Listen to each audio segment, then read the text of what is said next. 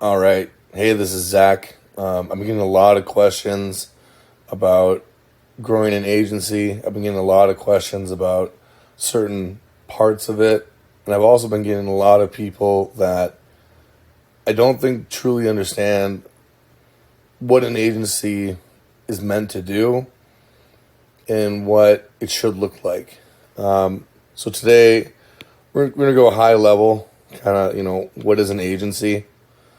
Is that just one person, as in just you, or is that you plus an outsourced team? Do you build your own team? Do you grow person by person? Like, how does it work? Because this, to me, is what an agency should end up like. Okay, you have Monet going up, and you have hours going down. Okay, so these are down hours. So let's say you start at 60 hours, and then you get to 40, and then 20, and then 10, and then we'll say 0. Now 0 is an outlier, right? Typically might be around here unless you hire someone. Now money, right? 10, 20, blah, blah, blah. Whatever you feel is a success for you, you need to stick with that number. But you also need to be realistic, right? What I will say is, if you do this right, $50K a month, it's always going to be difficult, okay? And it's so funny because you see courses out there and they kind of show you something like this, right? They'll show you that you want to be in this position where you're barely working, but you're making X amount of money, right? And they'll say, oh, I have a 7-figure agency.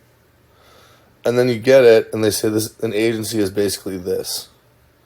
It's this magical funnel where you have some type of Facebook ad, or maybe it's a Google ad, or maybe it's a lead gen, or maybe it's outbound, or maybe it's posting in a group, right? And everything funnels in, okay? And then here is the outcome. It's right here. You make money and you're happy, and you're going to buy a cool car or whatever you feel you want, okay? That's not even close to how an agency works, okay? So to go into a better example here, we're going to say this up top is the lead portion. And just to go back to this, the perfect agency, again, is here. Money up, hours down, okay? Get to 0. But there's a whole method of getting there. Anyways, an agency is going to look more like this. You have the part up here where you can get leads. If you have a good enough product or a good enough service, you should be able to get leads, okay? Let's say you want those leads to jump on a phone call, right? It doesn't immediately go to onboarding, right? There's usually a discovery period. There's a period between when you get a lead and you get them to the outbound section, right? And there's a whole nother section in between outbound and actual, we'll say maintenance, or we'll call it maintenance for now.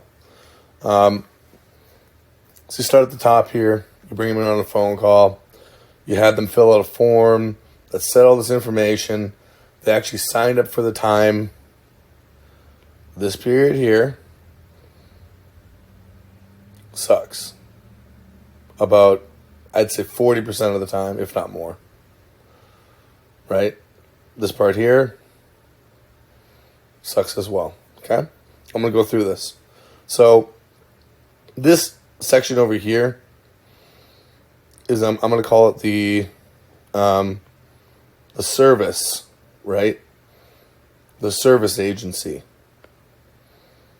And this side over here is more along like, hey, we sell a product. It's either like done for you, meaning they got to, go through it themselves, or it's a little bit less hands-on, if that makes sense, right? Service one, very hands-on. Oops. And very bad writing. So hands-on. I apologize, I have a cold today or something. I definitely don't have COVID, so that's good. Hands-on, and then we'll say this side is more hands-off. Okay? Now, you're getting someone on a phone call, and they are a no-show. How many times has that happened to you? Right? You're getting these leads coming in, and it's like no-show after no-show, right? Maybe you set up automations. That's a whole nother thing we can talk about. Like I said, today's a high level. Over the next however many weeks, I'll be dropping videos that go into all of these sections and much more.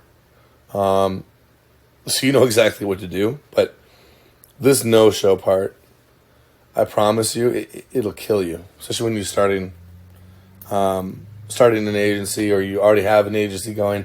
And it's like you can't get past the cyclic behavior. And I'm going to talk about the cycle back to zero once we get to this next section. But anyways, we got no shows. Got people who say, well, I wasn't that interested. We're going to have people that are just there to hear numbers. We're going to have people that are not even that niche. They're another marketer wasting your time trying to get your information. It's a dog-eat-dog world, right? It happens. But anyways, no one talks about this section when they're laying out a course. And why would they? Why would they make a Facebook ad that says, hey, yeah, I can make you a 6 to 7 figure agency, but there's like parts of this that really suck. You don't hear that. Like you just don't hear the truth sometimes. You don't necessarily hear the fact that these two sections are what break agencies from the beginning. So, again, there's a no-show. You reach out to them a bunch of times. They blocked off an hour that someone else could have had, or maybe that time you could have been doing content, or you could have been growing, your recognition somewhere. You could have been going to a meetup. You could have been networking. You could have been doing something, right?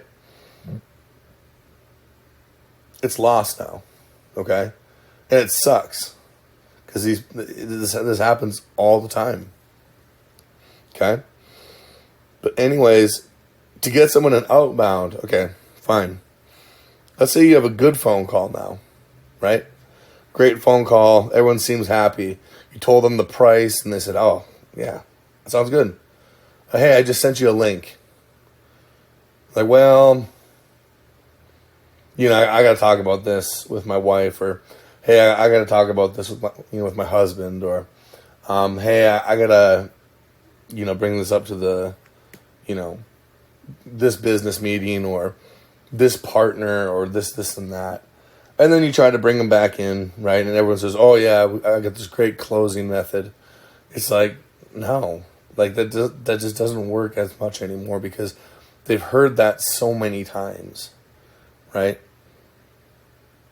So there's also this whole part of running an agency where you got to know when your time's being wasted and when it's not, okay? So again, you send this link out and they basically ghost you. Or they pay. All right. Hey, that's pretty cool, okay? They paid. That's awesome. You're excited. And then you send them an onboarding form. And 2 days later, they still haven't done anything. Now, the money's sitting there. They've paid you. And I can promise you, they know the date that they paid you, right? Crickets. Nothing. You call them up. They answer, hey, what's up? Hey, I really need you to fill out that form. Do you got 30 minutes right now? We can go through it. No, I don't, but I promise you I'm going to get that done by tomorrow. I've been just really busy. Okay, that makes sense. And let's say you only need like a few things. You need like their Google, like say you're doing SEO, right? You want their analytics. You want to have some questions answered, especially if they're like multi-location. You want to have, Google Search Console. Maybe you want to connect them to something else. Maybe you need access to their website to fix some on-page issues. Whatever the case is, you need something from them, right? And that's where this period comes in, because you still need them, right? There's plenty of clients out there, by the way, that are on top of things because they want to see big progress. There's just a lot of business owners out there that are happy with where they are, and I'll never chastise someone for being in a position where they're making enough money to make them happy. But at the same time, if you bring me into that loop, and let's say you're selling like a $750 service, and $300 of that, we'll say, is going to an outsourced team, you may be taking days, right? Days, to get this person to get you to the maintenance section, and it's $450. Even if you charge more, there's less people that are going to want to pay that, because marketers made this great idea about 5 to 10 years ago to band together and have the stupidest race ever to the bottom, right? Where they would promise free this or free that, and they produce garbage 9 times out of 10, right? I hope over this course, it's not a course, it's just over the next however many weeks I'm pushing out these videos, you'll see real information and you're actually able to do real work. And you obviously, if you're at this point in the video and you're still watching, you're probably one of those individuals that wants to do something real. Or maybe you already have been. But there's so many marketers out there that decided to join the dumbest race ever. And that was like the big thing. And there's a reason why marketers have a bad rap, and why it's so hard for you to offer a lot of these services to these small businesses as an agency. But hey, I can help grow your business. Usually, that's a good thing, right? But now I got burnt by X, or I got burnt by this person. Every single marketer promises this, but they never achieve it. And, some clients don't understand what marketing is. So maybe they were doing a good job. But what I'm trying to say is there's a lot of sections here that are very tough, okay? And can stop something. Because what happens if finally, this client sends you everything you need, but now you have less than 3 weeks. And if it is something like SEO, they're going to be like, well, I didn't see any improvement, so I'm stopping. I promise that happens too. So one of the main things about running an agency to get you out of this death cycle of you get a client and it's about right here in the month, they finally give you the information. Now you only have it until here, and they cut you off, right? That happens so very often. Very often. People seem to also think with an agency, when you sign someone up, they're going to be with you for years. That's just not the case. Unless you're providing an incredible service and you've done everything you can. And there's actually tactics that I'll be teaching about that as well. But if you take all of this, right, you got this maintenance period, and that's a whole other animal too, by the way, because you're going to have either yourself, which is suicide, you're going to have an outsourced team, or you're going to have a mixture, right? And there's a lot of automations you can do for this, but there's also a lot of things that you just have to be a part of. Don't let anyone tell you otherwise. So that explains this service side, right? Now the product side is more upfront hours. You got to build something really special. I would suggest testing it with a group, like people you already know. Because what that can do is that can get you from here to about here, right? Meaning you're saying, hey, it costs this much. This is exactly what you get. And if you pay and you fill out this form, I can get you to here, right? You kind of skip over these bumps. But if you're not well known, if you don't have a list, if you don't have a following, if you haven't produced content, you're going to get a lot of problems up here, right?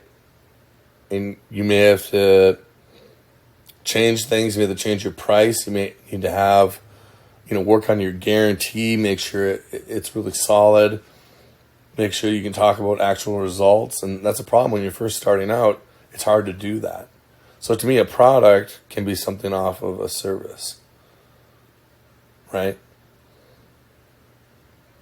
But again, another problem with products is we don't necessarily have all the information up front. So if we say we're working with these individuals, we still have to gather information. Or, and I'm talking about, B2B as in I'm an agency, I'm looking for small businesses, local SEO, right? The mid-sized businesses, small to medium-sized, because there's just so many of them. It's hard to make a specific product, because every state's different, every city's different, every person's different, right? But if you can do it, you're going to be pretty successful, right? But again, it's everything up front, and you may put all those hours in up front and, not do anything with it. So with all of this, though, okay, I would choose, and I have chosen, always the service route. I feel you get to learn a bit more. I feel that once you get over those humps here, it's a lot easier to grow, especially if you have a good team. But the main thing you need to actually get started are your standards of practice, your tech base, and for me, whether it's outsource or team, and then organization / automation. Okay? All of these things here need to be written out. So whether you're doing a service or a product, your standards of practice, it's the number one thing you have to focus on. You just have to. Otherwise, you go in and you miss one thing. It doesn't seem like a big deal, right? But then all of a sudden 10 leads come through. And you're missing one thing per lead.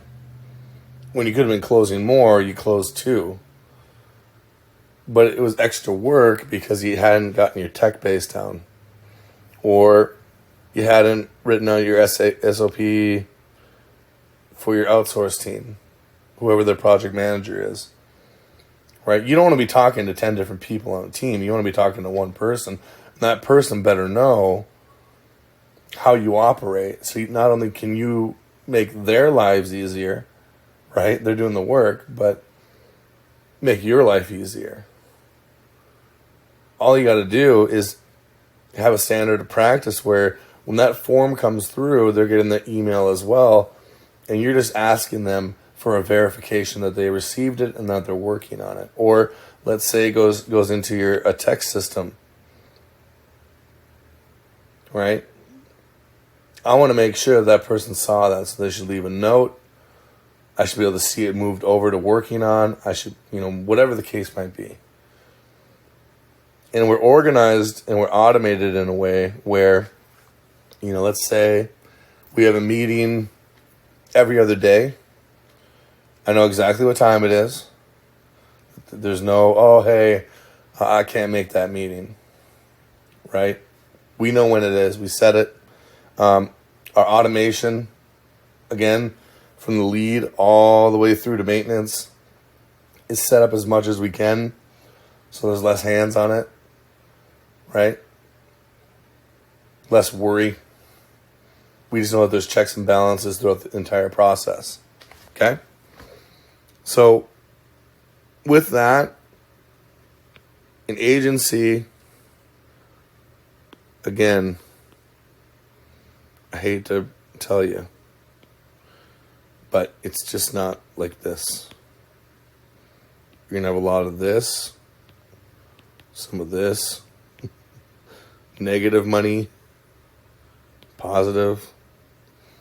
It can kind of creep around like that, right? All of these downs are where people quit, right?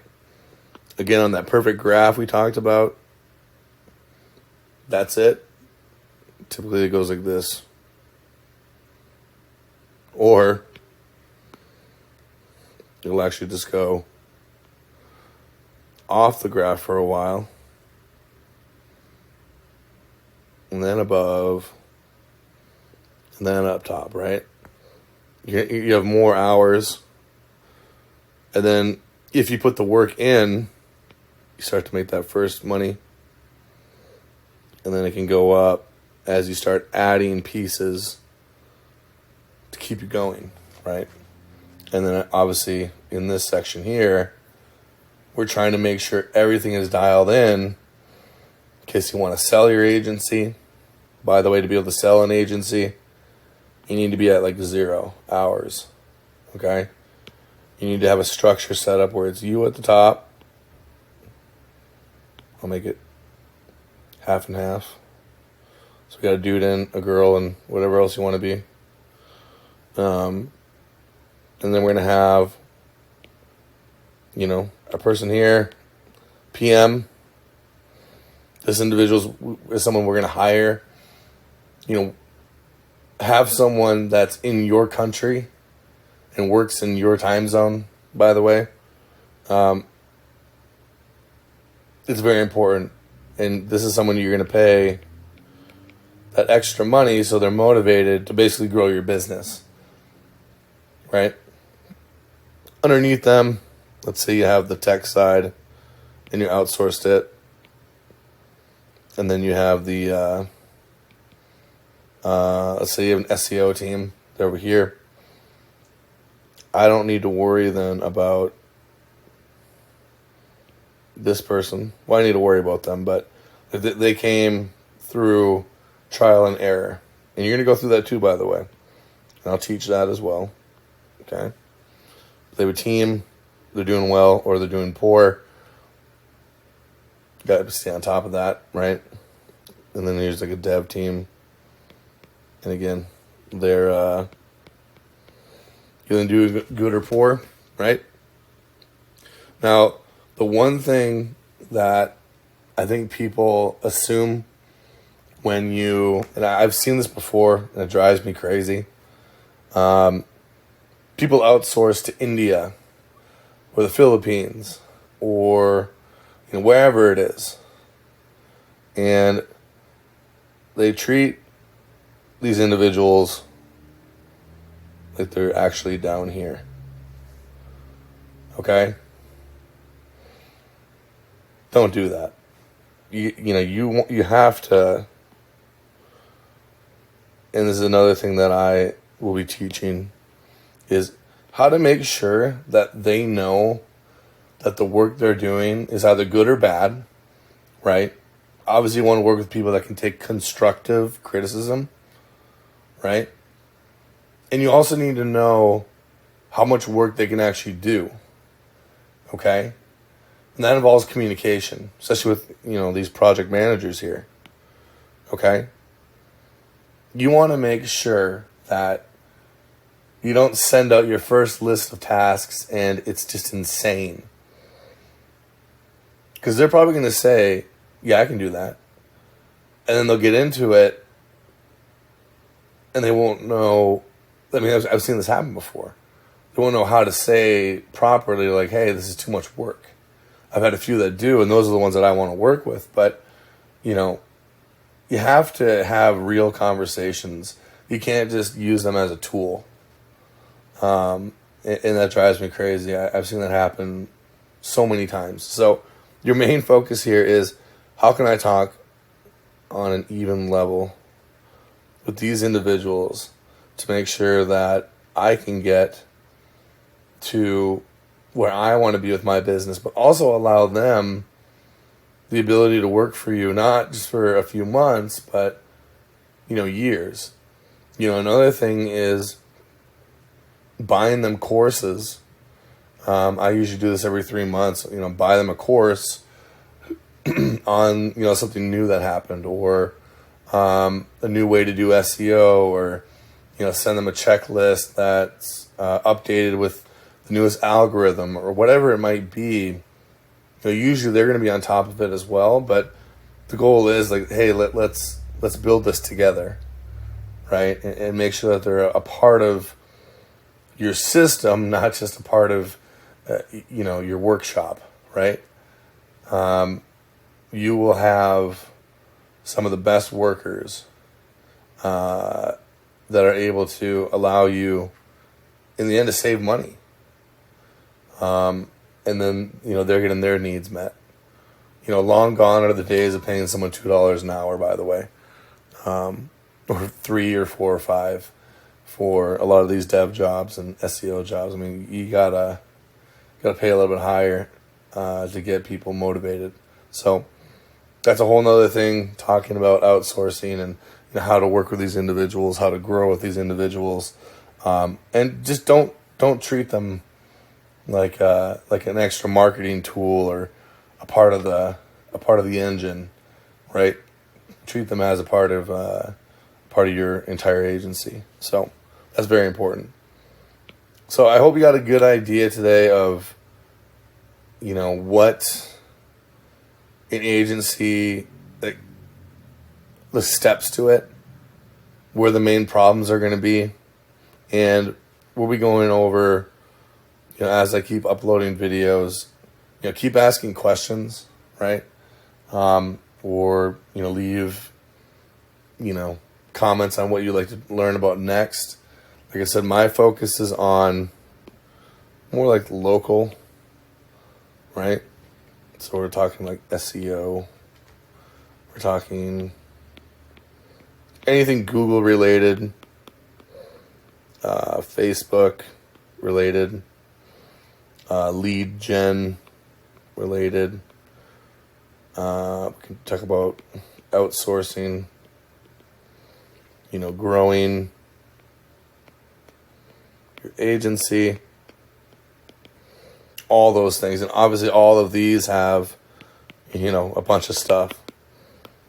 Talking about how to set up Google Analytics, Google AdWords, how to, use Google for certain interests, and, YouTube, all those things.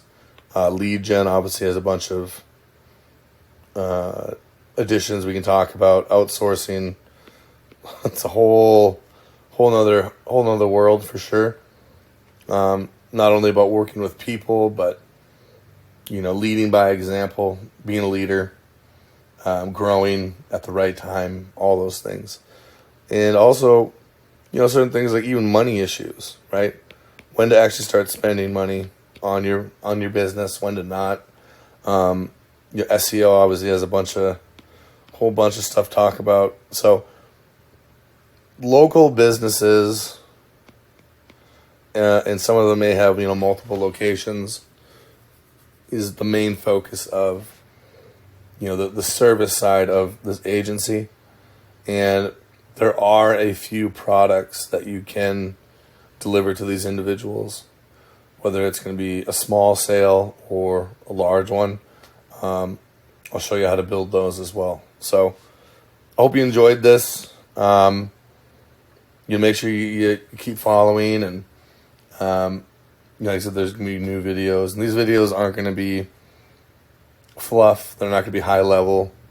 They're going to be very detailed, basically screen sharing and showing you how to do everything. So hope you enjoyed this. Let me know if you have any questions, and look